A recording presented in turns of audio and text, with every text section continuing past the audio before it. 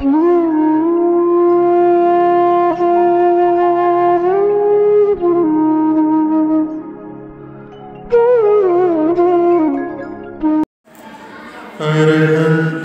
भगवन्त इंद्रमहिता सिद्धाश्च सिद्धीश्वरा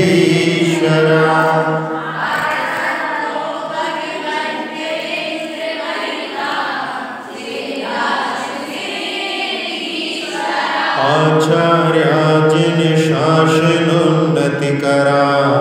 पूज्या उपाध्यायिका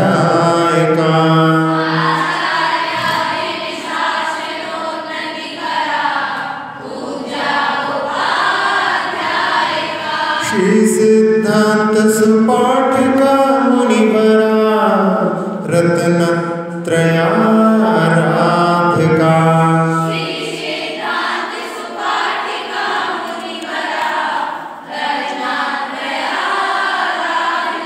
पंचैते परमेष्ठिनः प्रतिदिनं कुर्वन्तु नो मङ्गलम्।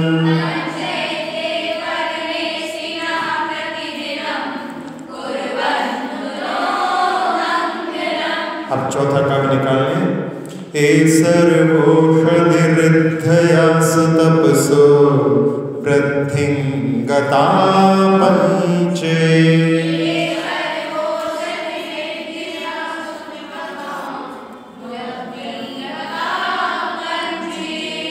चाष्टांग महानिमित्त कुशला इष्टो विधाश्चारिणः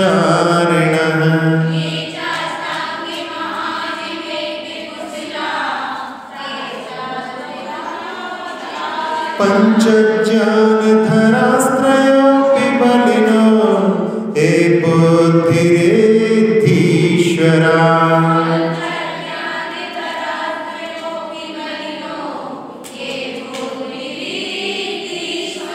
सप्तैते सकलार्चिता गणभृतः कुर्वन्तु नो मङ्गलम्।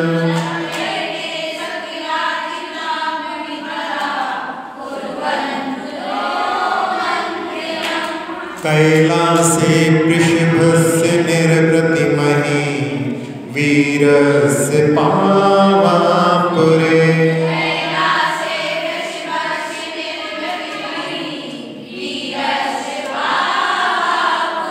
चंपायां वसुपूजितुज्जिनपते सम्मेद शैलेर्हता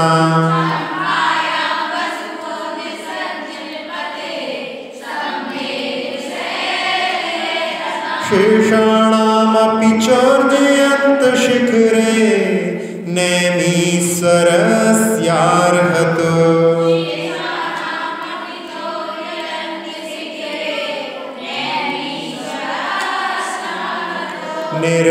निर्वाणावनयः प्रसिद्ध विभवा कुर्वन्तु नो मङ्गलम्।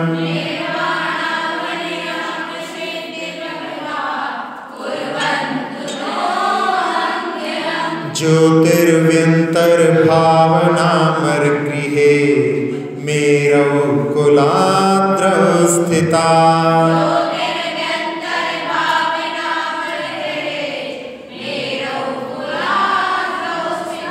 जम्बूशाल्मलिचैत्यशाखेषु तथा वक्षाररूप्याद्रषु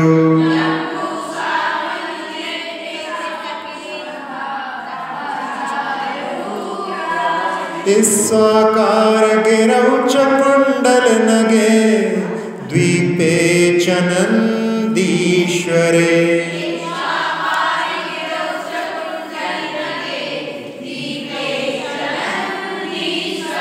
शैले मनुजोत्तरे जिनिगृहा कुर्वन्तु नो मङ्गलम्।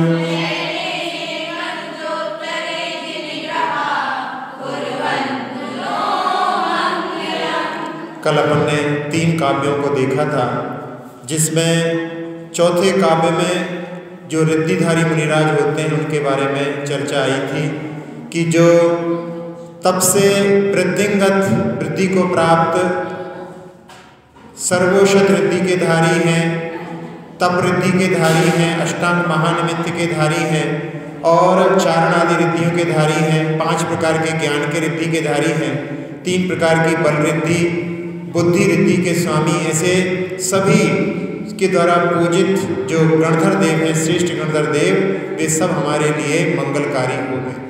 कल हमने बाकी सब रिद्धियों के बारे में बता दिया था, लेकिन बुद्धि रिद्धि और तप रिद्धि के बारे में नहीं बता पाए थे। तो बुद्धि रिद्धि में एक होती है कोष्ठ बुद्धि। कोष्ठ बुद्धि यानी जैसे कोठे में धन आदि को रख देते हैं, अनाज आदि को रख देते हैं, कई वर्षों के बाद में भी इसको निकालते हैं तो बिल्कुल वैसा का वैसा सुरक्षित निकलता है। ऐसे ही जो मुनिराज अपनी बुद्धि में जो कुछ पढ़ रखा है पहले, कई वर्षों के बाद में भी उसको जब कोई पूछता है तो बिल्कुल वैसा का वैसा उसको बताने में समर्थ होते हैं, वो कोष्ठ बुद्धि कहलाती है। बीज बुद्धि, जैसे एक बीज में वृक्ष छुपा होता है, बीज के अंदर वृक्ष जब बढ़कर कितना बड़ा हो जाता है, जैसे वट का बीज होता है, इतना छोटा होता है कि खसखस के दाने से भी छोटा होता है और कितना फैलता है। अभी जो कलकत्ता के बॉटेनिकल गार्डन में एक वट वृक्ष, वहाँ पर 1 एकड़ से ज़्यादा जगह में फैला हुआ है। इतना एक दाना कितना फैल सकता है। ऐसे ही एक बीज आदि अक्षर को लेकर के और वो इतना लंबा विस्तार से ज्ञान का व्याख्यान करने में समर्थ होते हैं। आगम में तो ऐसा भी वर्णन सुनने में मिलता है कि अथ शब्द की व्याख्या करने के लिए 6 महीने तक उस एक शब्द की व्याख्या चलती रही तो भी पूर्ण नहीं हो पाई। तो ऐसी जो है बीज बुद्धि होती है। पादानुसारी बुद्धि होती है, जिसमें जैसे कोई भी काव्य है, जैसे भक्तामर है, भक्तामर शब्द के माध्यम से वो आगे तक पूरा सब कुछ एक काव्य के माध्यम से, पढ़ा भी नहीं होगा तो भी उस रिद्धि के माध्यम से सब कुछ जान लेगी। इसमें 3 प्रकार की होती है, जैसे आगे से पीछे की ओर, पीछे से आगे की ओर, और उभयानुसारणी यानी बीच में से हो तो वो आगे पीछे तक भी ले जाने में समर्थ होती है। ये पादानुसारी नाम की बुद्धि कहलाती है। फिर इसके बाद में संभिन्न संस्रोत्र, इसमें एक साथ में चक्रवर्ती का कटक यानी जहाँ पर सेना होती है, कितने सारे अलग अलग के घोड़े हाथी सब होते हैं, सब आवाज़ कर रहे हों और उनमें सबकी आवाज़ को अलग अलग पहचानने की सामर्थ्य होती है, वो संभिन्न संस्कृत नाम की रिद्धि कहलाती है।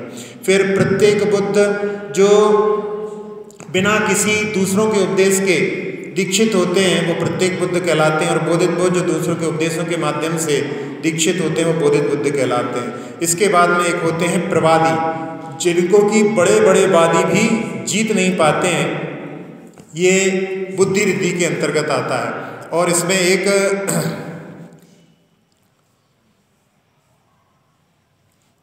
प्रज्ञा समणत्व भी आती है। प्रज्ञा समणत्व में कि जहाँ पर आगम का पूर्ण ज्ञान अध्ययन के माध्यम से नहीं किया है, लेकिन कोई प्रश्न करता है तो उसके उत्तर देने में वो समर्थ होते हैं, वो प्रज्ञा समणत्व नाम की रिद्धि कहलाती है। जैसे आजकल अपन समझें मुनि श्री प्रमाण सागर जी महाराज से कोई प्रश्न करता है, वो कितनी जल्दी से उसका उत्तर देते हैं, तो एक समझने के लिए अपन बता रहे हैं। वैसे तो इस समय रिद्धियाँ नहीं होती हैं, लेकिन इसी प्रकार से उसमें भी ऐसा ही होता है। अब इसके बाद में तप रिद्धि में दीप्त तप रिद्धि, जिसमें कि शरीर की कांति बढ़ती जाती है। जैसे सल्लेखना के समय में आहार आदि नहीं लेते फिर भी शरीर की कांति बढ़ती है, ऐसी ये रिद्धि होती है दीप्त तप। फिर इसके बाद में तप्त तप, इसमें जैसे गर्म तपे के ऊपर यदि बूंद डाली जाए तो वो सूख जाती है, ऐसे ही उनकी ऐसी जठराग्नि होती है, जो कुछ वो आहार करते हैं वो सब कुछ उनका भस्म हो जाता है, उनको निहार नहीं होता।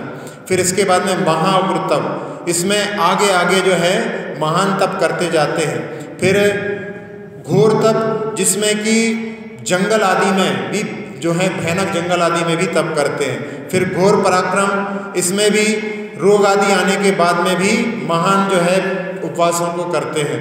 और घोर ब्रह्मचर्य, जिसमें सपने में भी कभी जो ब्रह्मचर्य से स्खलित नहीं होते हैं। ऐसी जो रिद्धियाँ होती हैं, ये रिद्धियाँ तप रिद्धि के अंतर्गत आती हैं।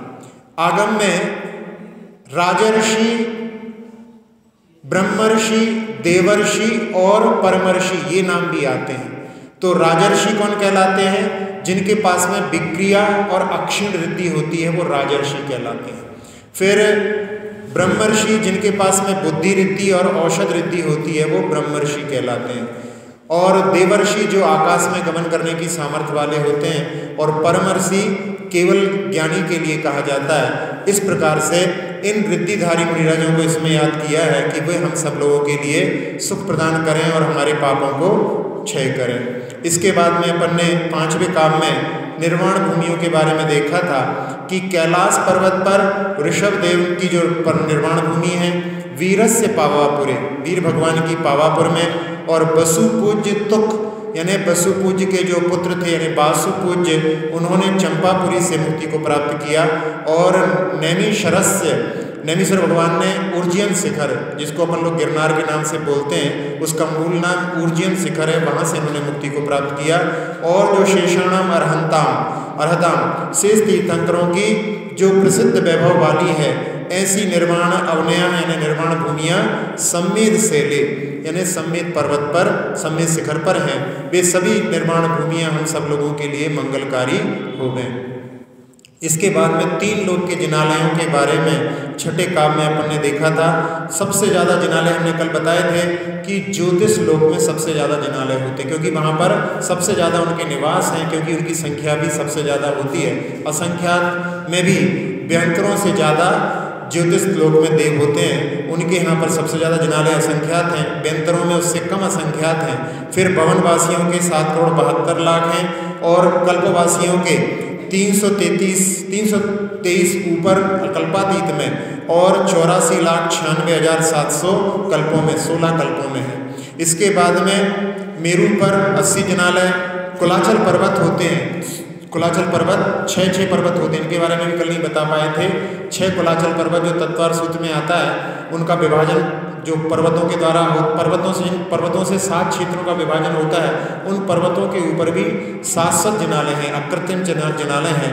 वो एक क्षेत्र में एक मेरु संबंधी 6 हैं, 5 मेरु संबंधी 30 हो जाते हैं। फिर इसके बाद में जम्बू और शालमली वृक्ष हैं, वो वृक्ष पृथ्वी कायक हैं, उनके ऊपर भी जिनालय हैं। इसके बाद में बक्षार पर्वत जो विदेह क्षेत्र में है वहाँ पर भी जिनालय हैं, और रजताचल रूपयादिश यानी रजताचल जो विजयाड़ पर्वत हैं 170 हैं, उनके ऊपर भी 700 जिनालय हैं। ईश्वाकार पर्वत जो कि धात्की खंड और पुष्करार्थ को 2 भाग में विभाजित करते हैं, उन पर तो ऊपर नीचे 2-2 होने के कारण में वो 4 पर्वत पर 4 जिनालय हैं। फिर कुंडलगिरी में 4 जिनालय हैं, और नंदीश्वर में 52 जिनालय हैं। मानुषोत्तर पर 4 जिनालय हैं। ऐसे सब मिलाकर के मध्य लोक के ढाई द्वीप में पूरे ढाई द्वीप में तो कम मानेंगे क्योंकि बाद के द्वीपों में भी है, वहाँ पर 458 जिनालय मध्य लोक में माने जाते हैं। ज्योतिष लोक के भी जिनालय मध्य लोक में आएंगे, लेकिन अपन केवल यदि धरती पर देखें तो वहाँ पर इतने जिनालय हैं। अब इसके बाद में अपन ये सभी जिनालय हमारे लिए मंगलकारी हों ऐसा इसमें भाव है। अब अपन 5 कल्याणक वाला जो काव्य है उसको यहाँ पर प्रारंभ करते हैं। यो गर्भावत रोत्सवो भगवतां जन्माभिषेकोत्सवो,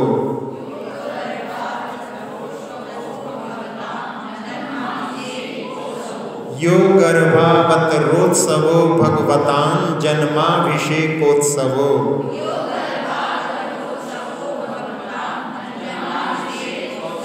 यो जातः परिनिष्क्रमेण विभो यः केवलज्ञानभाक्,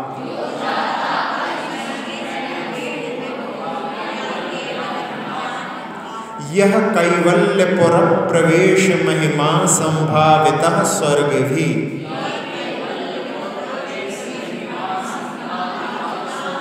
हाँ, आप इसमें स्वराघात नहीं कर रहे हैं, पूर्व प्रवेश भी बोलना है, पुर प्रवेश।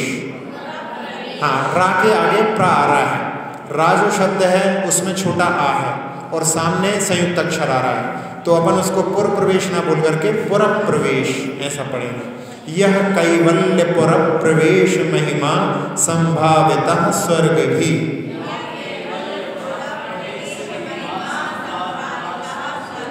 कल्याणानि च तानि पंच सततं कुर्वन्तु नो मंगलम्।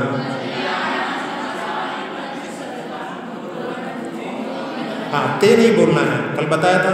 ते जो है पंडित जी बोलते हैं आपके ऊपर चावल फेंक करके, यदि अपन स्वयं कर रहे हैं आराधना तो ते बोलेंगे भगवान से, भगवान आपका मंगल हो।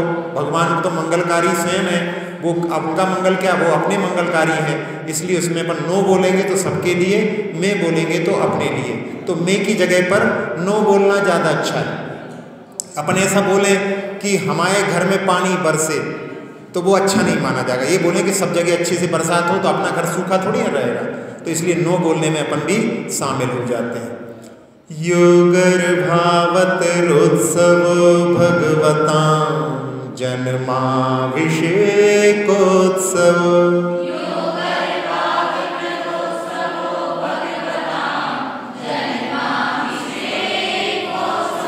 यो जातः परिनिष्क्रमेण विभुवो यः केवल ज्ञान भाग।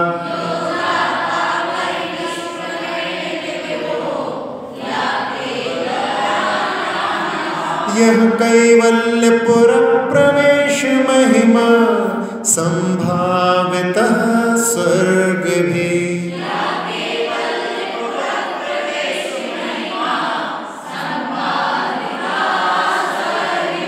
कल्याणानि च तानि पंच सततं कुर्वन्तु नो मंगलम्।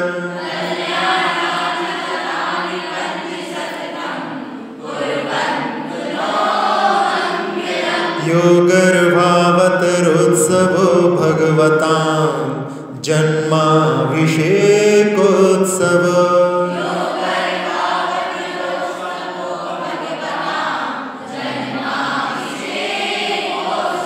यो जातः परिनिष्क्रमेण विभुवो यः केवल ज्ञान भाग।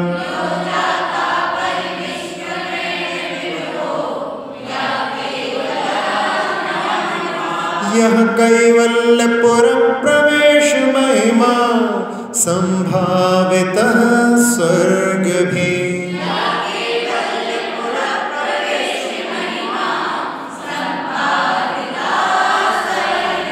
कल्याणानि च तानि पंच सततं कुर्वन्तु नो मंगलम्।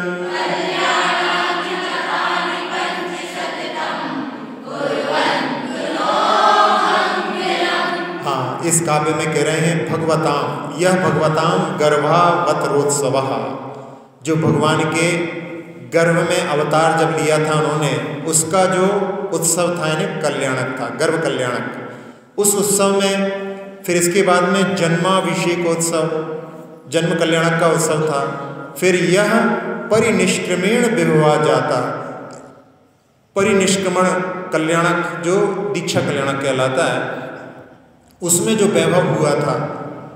और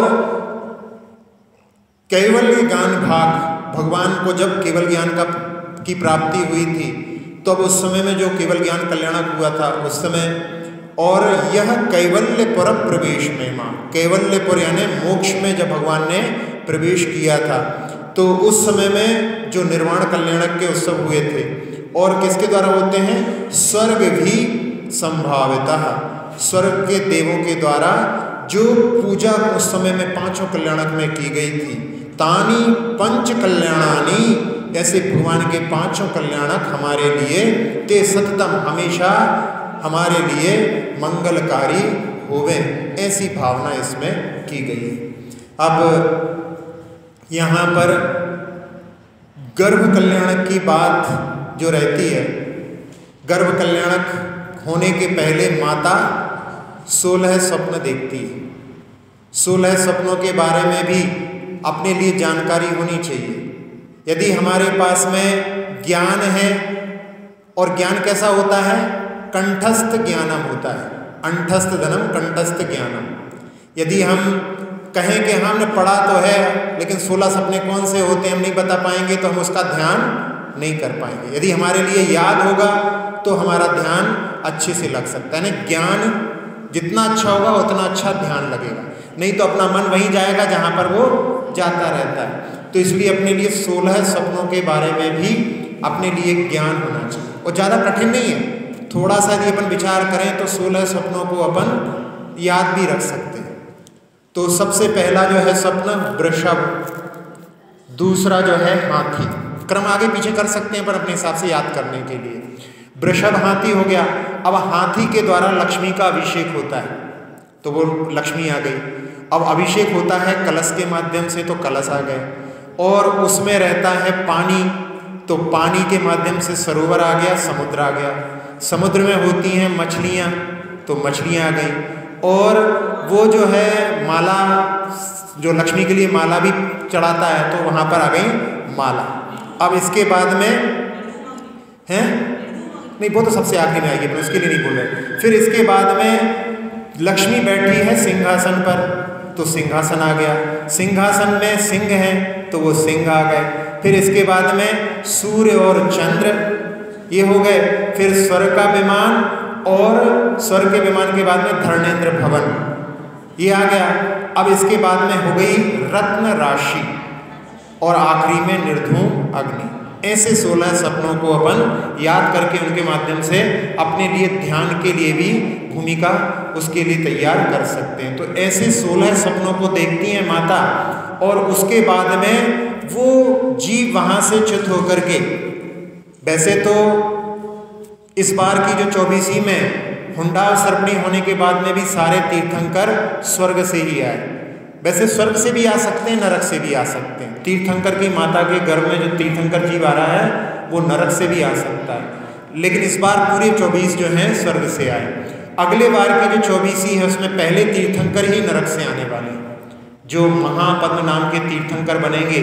अभी राजा श्रेणिक प्रथम नरक में, वहाँ प्रथम जो पटल है उसमें 10,000 से लेकर 90,000 तक की आयु वाले जीव रहते हैं। उनकी आयु 84,000 है, तो प्रथम पटल में वो वहाँ पर विद्यमान है। पहले नरक में 13 पटल है, 13 मंजिल की बिल्डिंग है नीचे तक, तो पहले ही ऊपर वाली सबसे वाली में यहाँ से अपन देखेंगे तो पहला पड़ेगा, उसमें राजा श्रेणिक अभी विद्यमान है।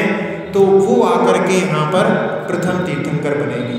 अब जो 24 तीर्थंकर आए हैं वो कहाँ से आए हैं, अपन देखें स्वर्ग से, तो सबसे पहले तीर्थंकर आदिनाथ भगवान सरवार सिद्धि से आए। फिर दूसरे अजितनाथ भगवान विजय अनुत्तर से।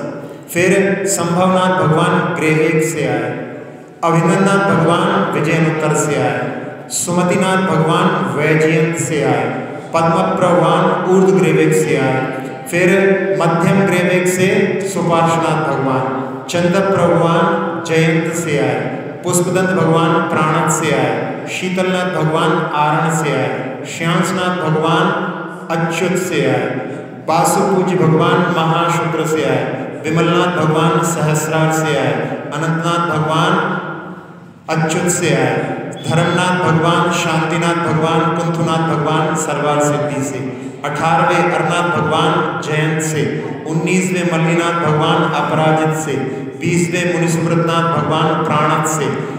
21वें नवीनाथ भगवान अपराजित से। 22वें नवीनाथ भगवान जयंत से। पार्श्वनाथ भगवान प्राणत से और महावीर भगवान अच्युत से। ऐसे स्वर्ग से उन्होंने अवतार लिया। तो ये गर्भ कल्याणक, उस गर्भ कल्याणक में वहाँ पर चारों निकाय के देव आकर के जिस माता के गर्भ में वो विराजमान है, उन माता पिता की भी वहाँ पर उनमें आगे भविष्य में इनके गर्भ से उत्पन्न होने वाला जीव तीर्थंकर बनेगा। तो आधे के कारण में आधार भी पूज्य हो जाता है। जैसे जिनालय की पूजा क्यों होती है, क्योंकि जिनबिंब विराजमान है, जिनके कारण में जिनालय की भी पूजा होती है। इसी प्रकार से उनके कारण में उनके माता पिता की भी पूजा होती है। तो वो वहाँ पर उनका देवों के द्वारा पंच कल्याणक वहाँ पर जिसमें गर्भ कल्याणक बनाया जाता है। फिर इसके बाद में भगवान का जब जन्म होता है तो चारों निकाय में खबर पड़ जाती है। कैसे खबर पड़ती है, क्या होते हैं संकेत, तो वहाँ पर ज्योतिष देवों के यहाँ पर सिंहनाद होते हैं। सिंहों का नाद होता है, समझ जाते हैं कि भगवान का जन्म हो गया है। और कल्पवासियों में घंटे बजते हैं और व्यंतरों में भेरी का नाद होता है और भवनवासियों में शंख बजते हैं। इसके माध्यम से वो समझ जाते हैं कि भगवान का जन्म हो गया है। फिर उस समय में वो चारों निकाय के देव 7 प्रकार की सेना सजा करके और ऐरावत हाथी पर इंद्र चढ़ करके आता है। वहाँ पर माता के जो गर्भगृह रहता है जहाँ पर जन्म हुआ है बच्चे का, वहाँ पर शची प्रवेश करती है और माता को नींद में सुला करके एक मायामयी पुत्र को रख करके और उनके पुत्र को उठा करके लेकर के जाती है और इंद्र को देती है। इंद्र उनको देखता है, शिशु को, तीर्थंकर शिशु को, तो देख करके 1000 नयन से भी देखता है तो भी उसको तृप्ति नहीं होती है। और फिर ऐरावत पर लेकर के जाता है, वहाँ पर सौधर्म अपनी गोद में लिए रहता है। ईशान आदि जो रहते हैं वहाँ पर चवर ढूंढते हैं, छत्र लगाते हैं, बाकी शेष इंद्र जय जयकार करते हैं। ऐसे उनको ले जा करके मेरू पर अभिषेक किया जाता है। उस पांडुक शिला पर भगवान का अभिषेक होना, उस पांडुक शिला की भी पूजा होती है, उस आधार की भी, मतलब वो भी शिला भी पूजनी हो जाती है जहाँ पर शिशु को रखा, तीर्थंकर शिशु को रखा जाता है। फिर वहाँ से आने के बाद में दशावतार नाटक, उनके 10 भवों का नाटक इंद्र के माध्यम से होता है। भक्ति आदि करके उनका नाम चिन्ह आदि बता करके वो चले जाते हैं। उसके बाद में किसी निमित्त से उनके लिए वैराग्य उत्पन्न होता है। तो उसमें तीर्थंकरों के वैराग्य के वैसे देखा जाए तो आदिनाथ भगवान का तो सभी जानते हैं। आदिनाथ भगवान को कैसे हुआ? नीलांजना के नृत्य के माध्यम से। आपके यहाँ के मूल नायक चंद्र भगवान को कैसे हुआ? अपने यहाँ के मूल नायक भगवान के बारे में अच्छे विशेष रूप से सारी जानकारी रखनी चाहिए। चंद्र भगवान को दर्पण को देख करके विरक्ति हुई। शांतिनाथ भगवान को भी दर्पण के माध्यम से वैराग हुआ। 2 भगवान को हाथी के माध्यम से, वो हैं अभिनंदननाथ भगवान और पद्मप्रभ भगवान और मुनीश्वरनाथ भगवान, इनको हाथी के माध्यम से वैराग हुआ।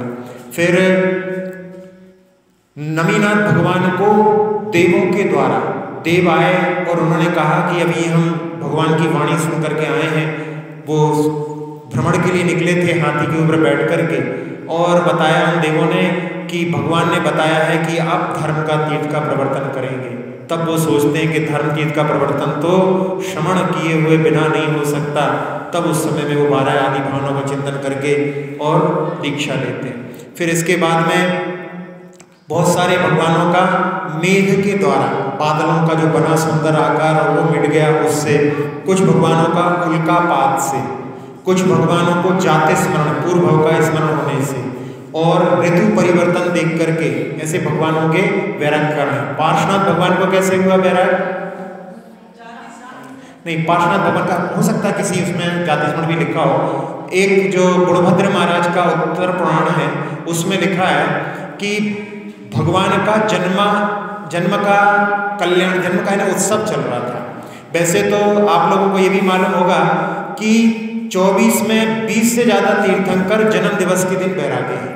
आप देखेंगे उनका तो जन्म कल्याणक और तप कल्याणक एक ही दिन पड़ता है। क्यों पड़ता है? क्योंकि जन्म कल्याणक के दिन ही उनको वैराग्य हुआ। कारण क्या था कि आप लोग जन्मोत्सव मनाते हैं तो उसमें मस्ती में मशगूल हो जाते हैं। वहाँ पर उन्होंने सोचा कि कितना जीवन हमारा ऐसे ही निकल गया, वो दृष्टि वहाँ पर गई तो उन्होंने उसी दिन वैराग्य को प्राप्त किया। तो जिस दिन पार्श कुमार का जन्मोत्सव था, सारे छोटे छोटे जो और राज्य थे वहाँ से, बड़े बड़े राज्यों से भी जिनसे मित्रता थी, वो सब लोग भेंट लेकर के आ रहे थे। तो उस समय में आदिनाथ भगवान की जन्मस्थली कहाँ? अयोध्या से भी राजाओं ने भेंट भेजी थी और दूत ने आकर के भेंट दी। तो पूछा अयोध्या में सब कुशल तो है? तो उसने कहा कि जहाँ पर आदिनाथ भगवान का जन्म हुआ हो वहाँ पर क्या कुशल नहीं होगी। तो सुन करके वहाँ पर पार्श कुमार सोचते हैं कि उन्होंने तो निर्वाण को प्राप्त कर लिया और मैं किन छोटे उत्सवों में फंसा हुआ हूँ। तो उसी समय में उनके मन में वैराग्य आया और उन्होंने फिर दीक्षा धारण की। हमने आपको अभी इसमें बताया था कि वहाँ पर जो बड़ी महिमा के साथ में देवों के द्वारा जो होती है पूजा होती है, इसमें लिखा था परिनिष्क्रमेण विभवा जाता, तब कल्याणक उत्सव के द्वारा वैभव हुआ। एक दिन हमने बोला था कि हुंडाव सर्पणी में कुछ कमियां रह गई हैं। ये कमियां क्या रह गई हैं? एक कमी ये भी रह गई कि 5 तीर्थंकर बालयती हुए, ये भी कमी है। 5 तीर्थंकरों ने विवाह नहीं किया, ये भी कमी है। तो विवाह करना क्यों जरूरी है? तो विवाह करने के बाद में जब उनके विवाह हो जाता है तभी उनका राज तिलक हो सकता है। 5 तीर्थंकरों का राज तिलक नहीं हुआ, यानी उनको सिंहासन पर बैठने का, क्योंकि सिंहासन की जो क्रिया हो, सिंहासन पर राज तिलक की जो होती है, राज्याभिषेक जिसको कहते हैं, वो राज्याभिषेक भी इंद्र के द्वारा संपादित होता है, तो बड़ा वैभव होता है उसमें भी। तो उस वैभव की कमी आ गई 5 तीर्थंकरों में। बाकी सब तीर्थंकरों में उनका सब जो है राज तिलक, राज्याभिषेक भी हुआ। तो ऐसे जो है भगवान वैराग्य को प्राप्त करके और उसके बाद में फिर उन्होंने तपस्या की। तपस्या में कितने कितने तीर्थंकरों को कितने कितने वर्ष लगे, इस पर भी यदि अपन दृष्टि डालें तो सबसे पहले आदिनाथ भगवान को 1000 वर्ष सबसे ज़्यादा।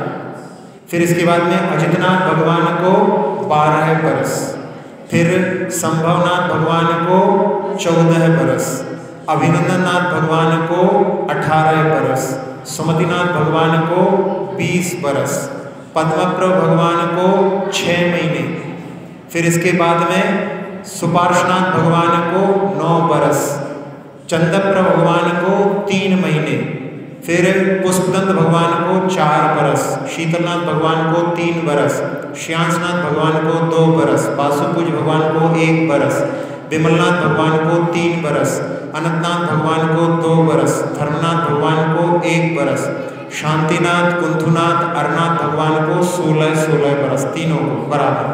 फिर इसके बाद में मल्लीनाथ भगवान को मालूम होगा 6 दिन में सबसे कम समय लगा उनको, उनके मात्र 2 आहार हुए, क्योंकि उन्होंने बेला के बाद में तो पारणा की और उसके बाद में एक बेला के बाद में फिर पारणा की और फिर बैठे ध्यान में सो केवल ज्ञान ही हो गया। मात्र 2 आहार में ही उनको केवल ज्ञान होगा। फिर इसके बाद में मुनि सुव्रतनाथ भगवान को 1 वर्ष में 1 दिन कम था, 1 दिन कम पहले, 1 दिन पहले ही उनको केवल ज्ञान हो गया। नमीनाथ भगवान को 9 वर्ष लगे, फिर नैमिनाथ भगवान को 56 दिन, 6 दिन के बाद में 56 दिन उनको लगे। इसके बाद में पार्श्वनाथ भगवान को 4 महीने, 1 चतुर्मास में ही उन्होंने केवल ज्ञान प्राप्त कर लिया, और महावीर भगवान को 12 वर्ष लगे। तो ऐसे उन्होंने तपस्या करने के बाद में और छपक श्रेणी पर आरोहण करके और घातीय कर्मों को नष्ट किया। घातीय कर्म कौन कौन से होते हैं? ज्ञानावरणी, दर्शनावरणी, मोहनी, अंतराय। ऐसे 4 कर्मों को नष्ट करके उन्होंने केवल ज्ञान को प्राप्त कर लिया। अपन वो पढ़ते हैं जिसमें दर्शन स्थिति में आता है, सकल जे जायक तदपि निजानंद रसलीन, सो जिनेन्द्र जयवंत नित अरि रज रहस बिहि। अरि यानी मोहनी, रज यानी ज्ञानावरणी और दर्शनावरणी, और रहस्य यानी अंतराय। इनसे 4 घातीय कर्मों पर विजय प्राप्त करके जिन्होंने केवल ज्ञान को प्राप्त किया है, फिर उस समय में भगवान का समोशरण लगता है। भगवान तो क्या होता है, 4 घातीय कर्मों को नष्ट करने के बाद में 5000 धनुष ऊपर उठ जाते हैं, और उनकी ऐसी स्थिति को देख करके ही बाहर से सारे समोषण की रचना होती है। सिंहासन भी उनके नीचे लगा देते हैं। वो तो भगवान तो अपनी जगह पर है, इंद्र आदि वहाँ पर कुबेर के माध्यम से सब जो है तैयारियां, नीचे जाकर के सिंहासन और पूरी 12 सभाएं आदि 5000 धनुष ऊपर पर वो पूरी 8 भूमियों का सबका निर्माण वहाँ पर कुबेर के माध्यम से होता है। तो सबसे बड़ा समोषण कौन सा था? आदिनाथ भगवान का। पहले ऊंचाई ज़्यादा थी तो बड़ा चंद्र थी इसमें, तो 12 योजन का समोषण आदिनाथ भगवान का। फिर अजितनाथ भगवान का आधा योजन कम कर दो तो कितना हो जाएगा? 11.5। फिर इसके बाद में आधा आधा कम करते जाओ, कहाँ तक? नेमिनाथ भगवान तक। नेमिनाथ भगवान का था 1.5 योजन और महावीर भगवान का 1 योजन। तो यदि आधा योजन कम करके फिर आधा योजन महावीर का बचेगा, ऐसा नहीं, 1.5 योजन महावीर नेमिनाथ भगवान का और 1 योजन महावीर भगवान का। पार्श्वनाथ भगवान का 1.25 योजन, बीच में जो है पाव कम करना है। तो इस प्रकार से उनके समोषण, और वहाँ पर उनकी वाणी गिरी, उसमें सबसे ज़्यादा गणधर किनके थे? सुमतिनाथ भगवान के 116 गणधर थे, और सबसे कम गणधर किनके? पार्श्वनाथ भगवान के 10 गणधर थे। ऐसे जो है उनके माध्यम से उनकी वाणी थी और फिर उन्होंने अपने अपने निर्वाण क्षेत्र पर पहुंच करके और 1 महीने तक 22 तीर्थंकरों ने, मतलब अजितनाथ भगवान से लेकर के और पार्श्वनाथ भगवान तक इन्होंने 22 यानी 1 महीने तक योग का निरोध किया, यानी समोषण को 1 महीने पहले छोड़ दिया। और आदिनाथ भगवान ने 14 दिन पहले और महावीर भगवान ने 2 दिन पहले समोषण को छोड़ दिया। यानी जिस दिन दिवाली होती है उस दिन भगवान को निर्वाण हुआ, तो उन्होंने धन्य तेरस के दिन समोषण छोड़ा था। धन्य हुई वो तेरस, सारे वैभव को छोड़ करके वो अपने योग निरोध के लिए पावापुर के पद्म सरोवर में जाकर के विराजमान हुए थे। तो उसके माध्यम से उन्होंने फिर बाद में जो योग का निरोध करके और 4 अघातीय कर्मों को और नाश करके वहाँ पर वो पहले तो योग से अयोगी बनते हैं और अयोगी का समय इतना कम रहता है, 5 ह्रस्व अक्षर आ ई उ री री इनको बोलने में गणधर परमेष्ठी को जितना समय लगता है उतने समय में 14 गुण स्थान में रह करके अंत के 2 समय में वहाँ पर 72 और 13 प्रकृतियों को नष्ट करके, ऐसी 85 प्रकृतियों को नष्ट करके और सब 9 कर्म, भाव कर्म, द्रव्य कर्म को नाश करके उनकी आत्मा पवित्र होकर के लोक के अग्रभाग में अष्टम पृथ्वी पर जाकर के विराजमान हो गई। आप लोग पढ़ते हैं अष्टम वसुधा पाने को कर में ये 8वीं पृथ्वी को है, तो 7 पृथ्वियां कौन सी हैं? जब वो 8वीं है तो 7 कौन सी हैं? 7 नरक की नहीं है।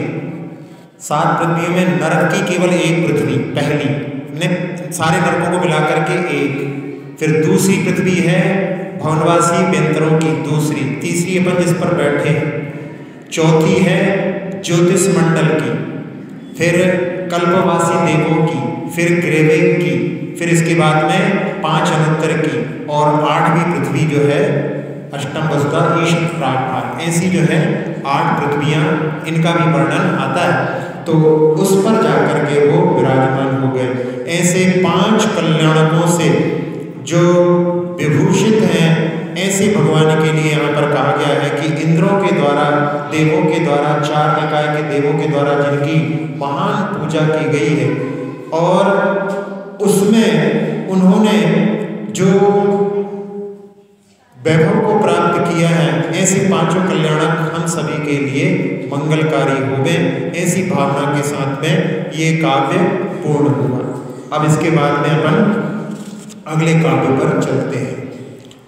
सर्पोहार लता भवत्यसि लता सत्पुष्प दामायते।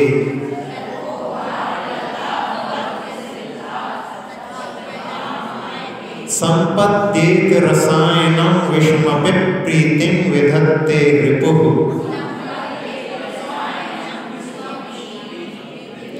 हाँ, मपी के बाद में प्री आ रहा है तो उसमें पी में अपने को पावी जोड़ना पड़ेगा, उसमें बोलना पड़ेगा विषमपि प्रीतिं विधत्ते रिपुः। हाँ, मपित ऐसा थोड़ा सा जो है वहां पर स्वराघात करना पड़ेगा। संपद्येत रसायनं विषमपि प्रीतिं विधत्ते रिपुः।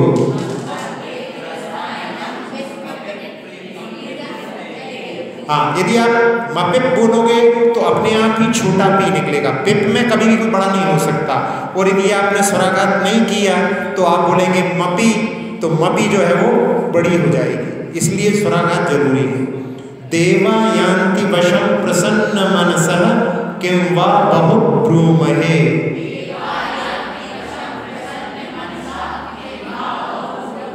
हाँ, बहु में भी, बहु में बहु ब्रूमहे।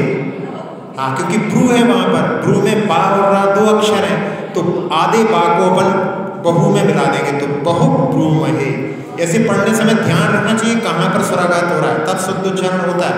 और संस्कृत के उच्चारण में, हिंदी के उच्चारण में यदि शुद्ध उच्चारण कर रहे हैं तो अपने दोनों मस्तिष्क के दोनों भागों की जो है एक्सरसाइज हो जाती है। इंग्लिश पढ़ने वालों का केवल एक तरफ का डेवलप होता है क्योंकि उनके यहाँ पर इतना ज़्यादा ध्यान नहीं दिया जाता है। तो संस्कृत का उच्चारण करने से भी अपनी एक्सरसाइज हो जाती है, इसको भी ध्यान में रख सकते हैं। धर्म धर्मादेव नभोपि वर्षते नगै कुर्वन्तु नो मंगलम्।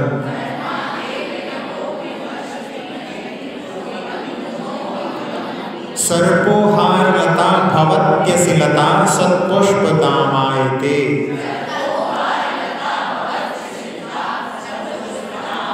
संपत्तेत रसायनं विषमपि प्रीतिं विधत्ते रिपुः।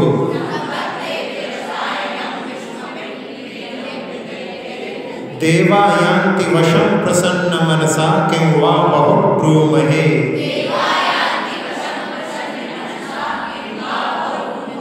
धर्मादेव नभोपि वर्षति नगै कुर्वन्तु नो मंगलम्।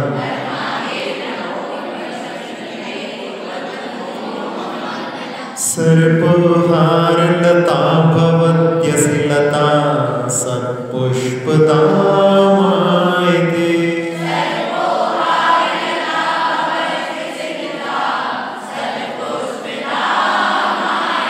संपत्तेत रसायनं विषमपि प्रीतिं विधत्ते रिपुः।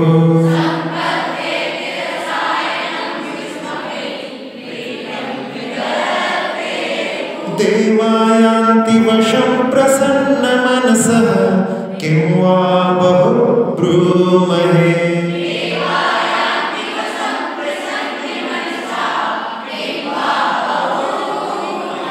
धर्मादेव नभोपि वर्षति नगै कुर्वन्तु नो मंगलम्।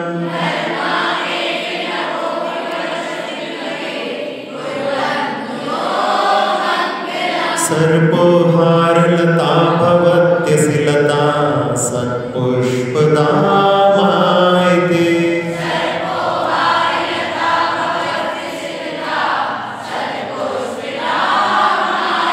संपत्तेत रसायनं विषमपि प्रीतिं विधत्ते रिपुः।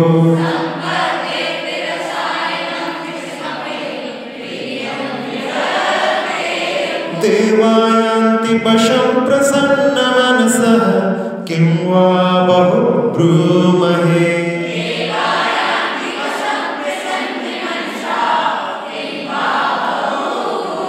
धर्मादेव नभोपि वर्षति नगै कुर्वन्तु नो मंगलम्।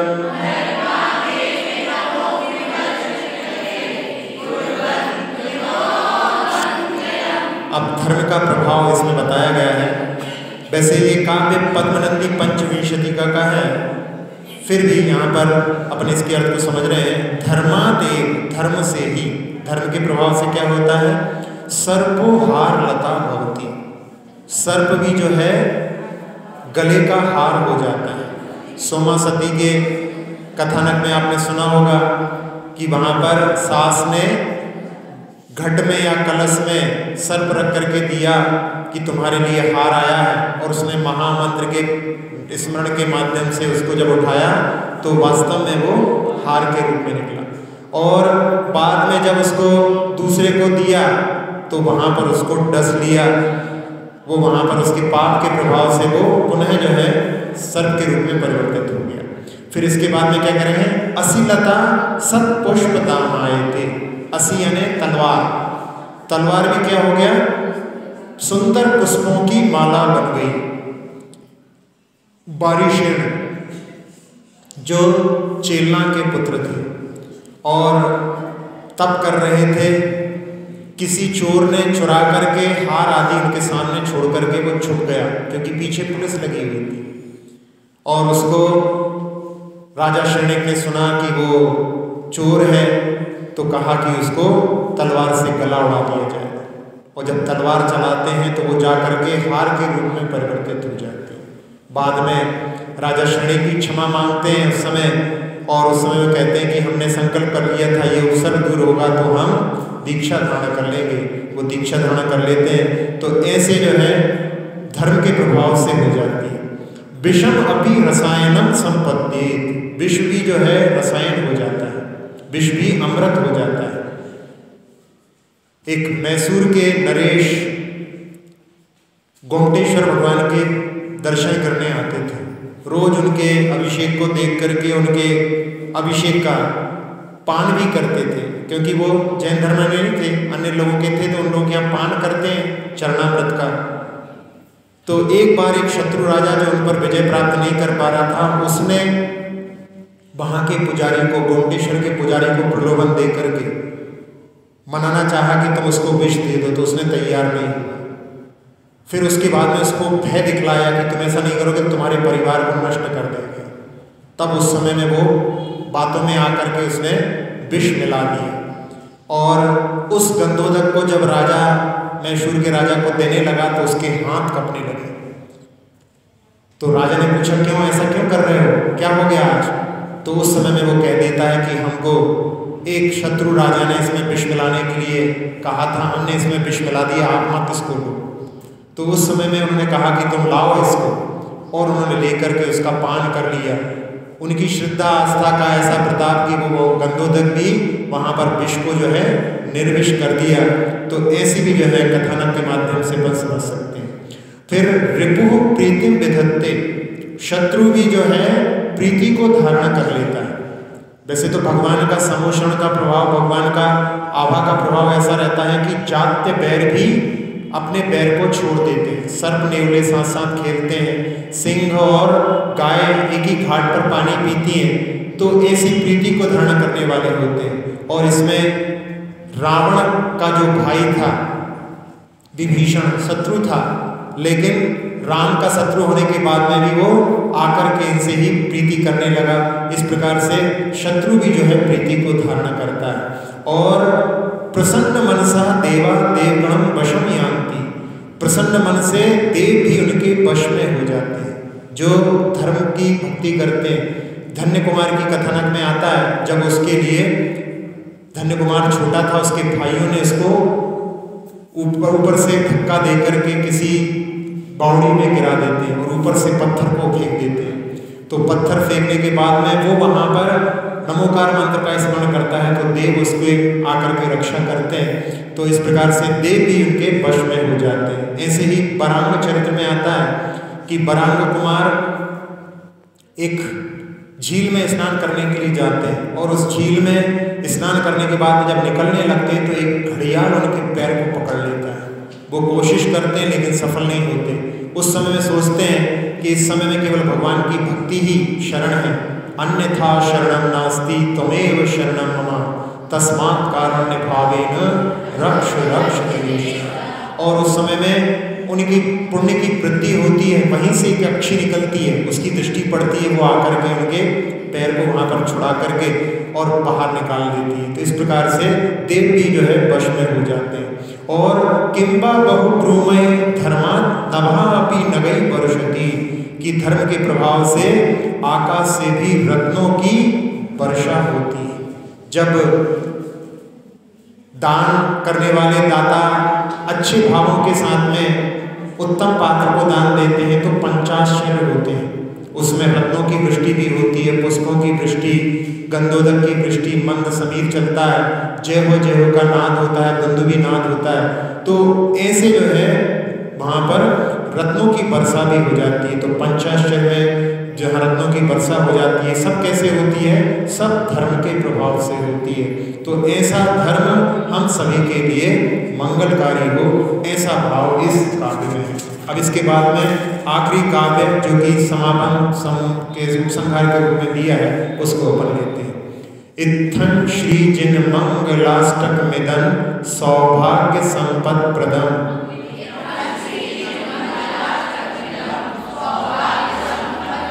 कल्याणेषु महोत्सवेषु श्रुतियस्तीर्थंकराणां मुषः,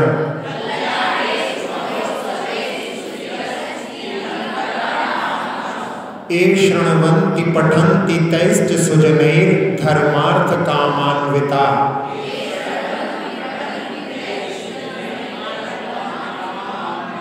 लक्ष्मीराश्रयते व्यपाय रहिता निर्वाण लक्ष्मीरपि।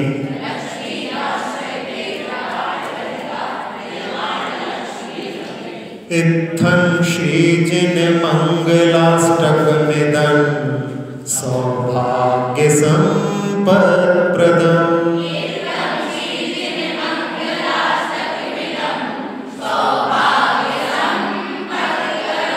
कल्याणेषु महोत्सवेषु सुधियस्तीर्थङ्कराणामुषः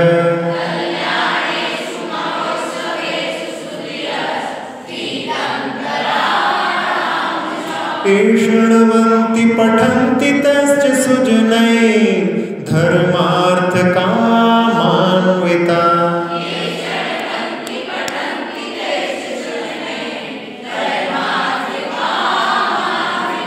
लक्ष्मीराश्रयते व्यपायरहिता निर्वाणलक्ष्मीरपि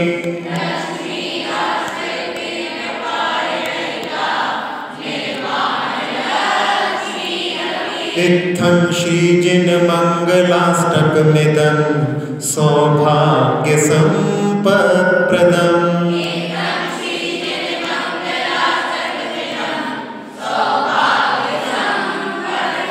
कल्याणेषु महोत्सवेषु सुधियस्तीर्थङ्कराणामुषः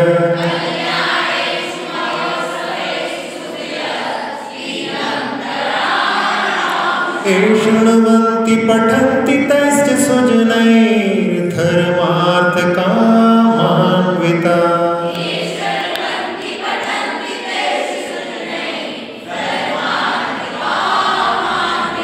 लक्ष्मीराश्रयते व्यपायरहिता निर्वाणलक्ष्मीरपि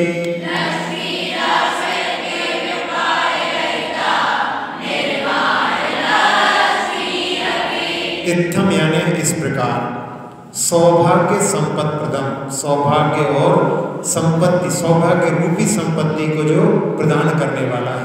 इदम श्री जिन मंगलाष्टकम जो यह मंगलाष्टक है सुदीय यानी विद्वानों के द्वारा तीर्थंकराणाम कल्याणेषु महोत्सवेषु तीर्थंकरों के कल्याणकों में उनके महोत्सवों में यह उषा शृण्वन्ति च पठन्ति। वैसे तो मुख्य रूप से बड़े बड़े कार्यक्रमों में पढ़ते हैं, लेकिन प्रतिदिन भी यदि कोई पढ़ता है तो कोई निषेध नहीं है उसका।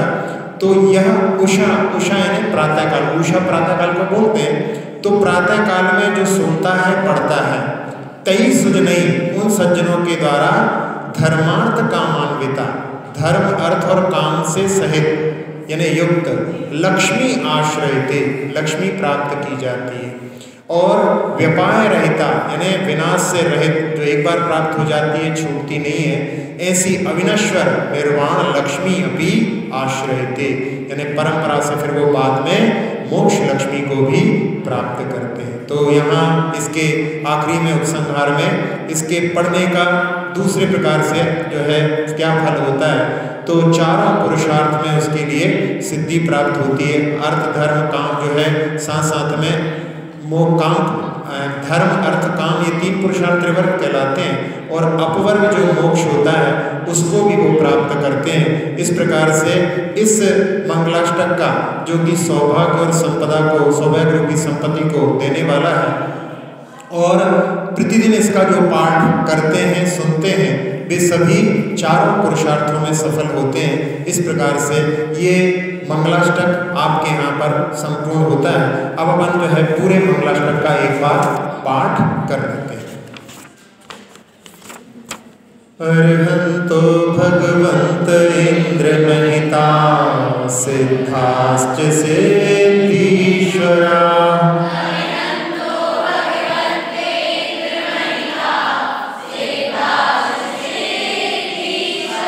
आचार्याजन शासनोन्नतिकरा पूज्या उपाध्यायिका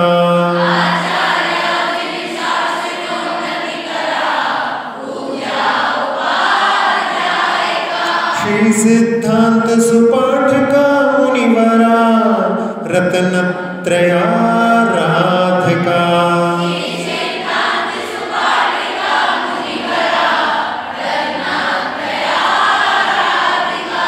पंचैते परमेष्ठिनः प्रतिदिनं कुर्वन्तु नो मङ्गलम्।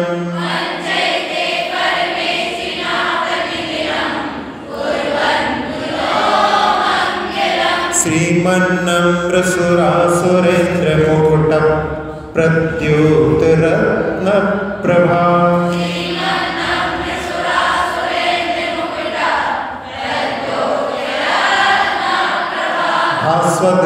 भास्वत्पादनखिन्दवः प्रवचना भूतीन्दवः स्थायिनः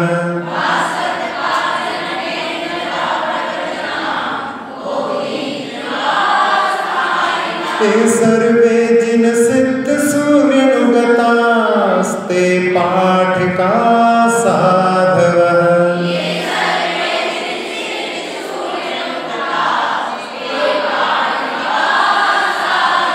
स्तुत्या योगी जनैश्च पंचगुरवः कुर्वन्तु नो मंगलम्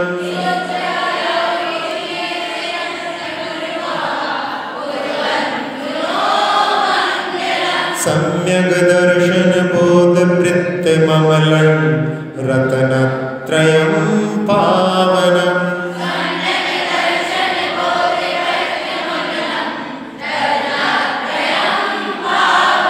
मुक्ति श्रीनगरादिनाथ जिन पर युक्तोपवर्ग प्रदः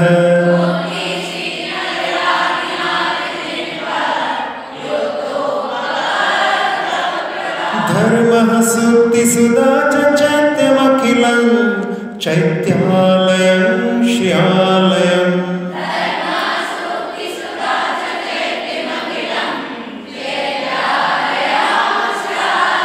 प्रोक्तं च त्रिविधं चतुर्विधमपि कुर्वन्तु नो मङ्गलम्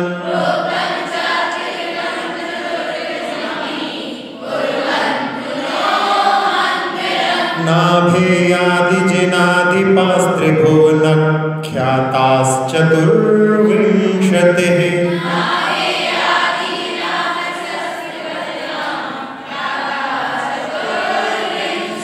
श्रीमन्तो भरतेश्वर प्रभृतयो ये चक्रिणो द्वादश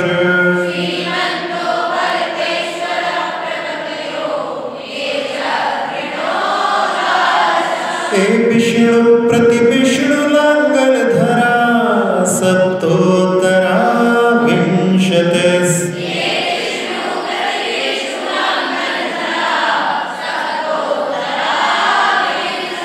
त्रैकाले प्रतिथास्त्रिषष्टि पुरुषा कुर्वन्तु नो मङ्गलम्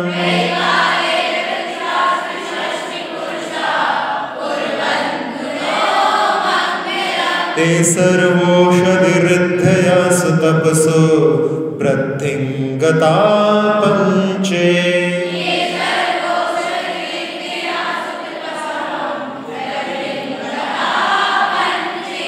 चाष्टाङ्गमहानिमित्तकुशला इष्टो विधाश्चारण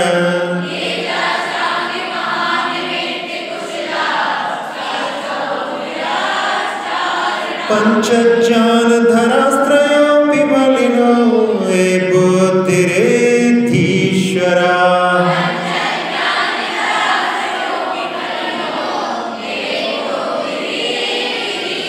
सप्तैते सकलार्चिता गणभृतः कुर्वन्तु नो मङ्गलम्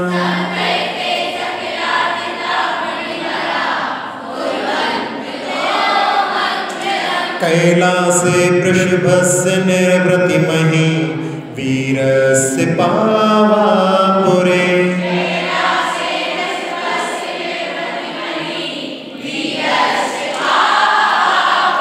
चंपायां वसुपूज्यतु जिनपते सम्मेदुशैलेर्हता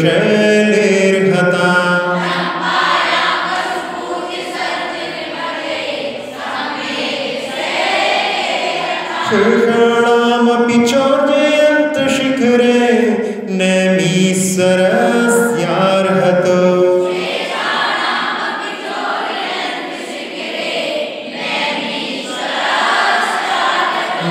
निर्वाणापनियः प्रसिद्ध विभवा कुर्वन्तु नो मङ्गलम्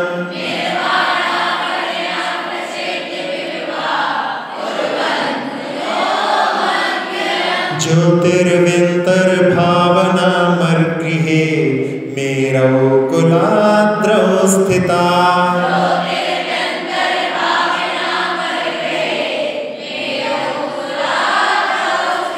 जम्बूशाल्मलि चैत्यशाखेषु तथा वक्षारोप्याद्रिषु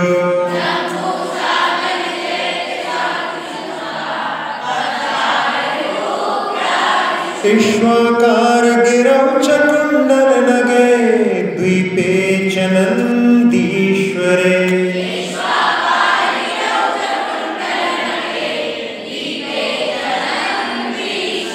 शैले मनुजोत्तरे जिनिगृहा कुर्वन्तु नो मङ्गलम्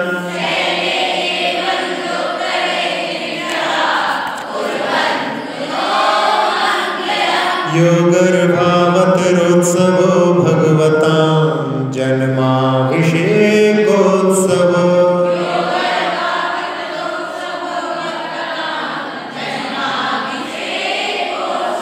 यो जातः परिनिष्क्रमेण विभो यः केवलज्ञानभाक्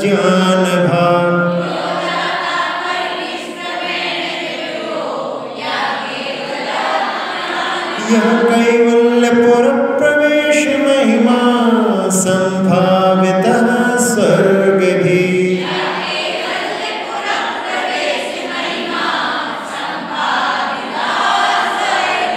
कल्याणानि च तानि पञ्च सततं कुर्वन्तु नो मङ्गलम्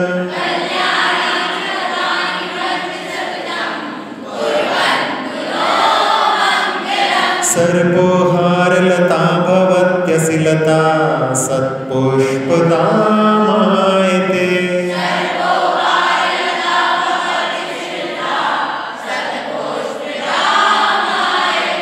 सम्पद्येत रसायनं विषमपि प्रीतिं विधत्ते रिपुः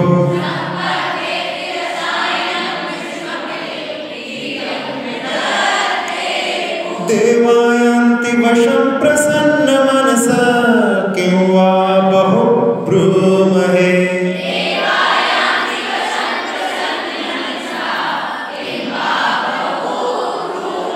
धर्मादेव नभोऽपि वर्षति नगै कुर्वन्तु नो मङ्गलम्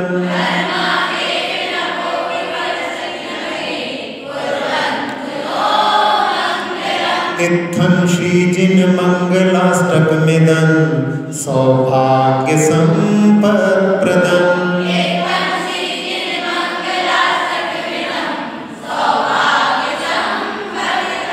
कल्याणेषु महोत्सवेषु सुधियस्तीर्थङ्कराणामुषः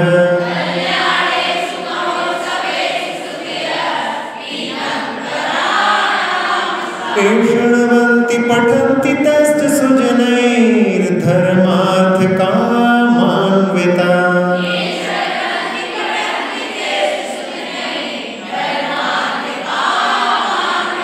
लक्ष्मीराश्रयते व्यपायरहिता निर्वाणलक्ष्मीरपि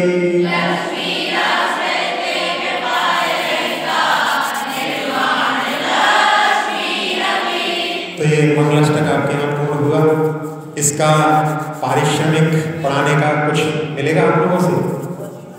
कुछ दोगे कि नहीं दोगे? हम पढ़ाने के की कुछ हैं? सब लोग हाथ उठाओ, कौन कौन नहीं देगा? सब देंगे। तो सबको क्या करना है? एक बार अकेले अकेले भगवान को सुनाना है, बस यही हमारा पारिश्रमिक है।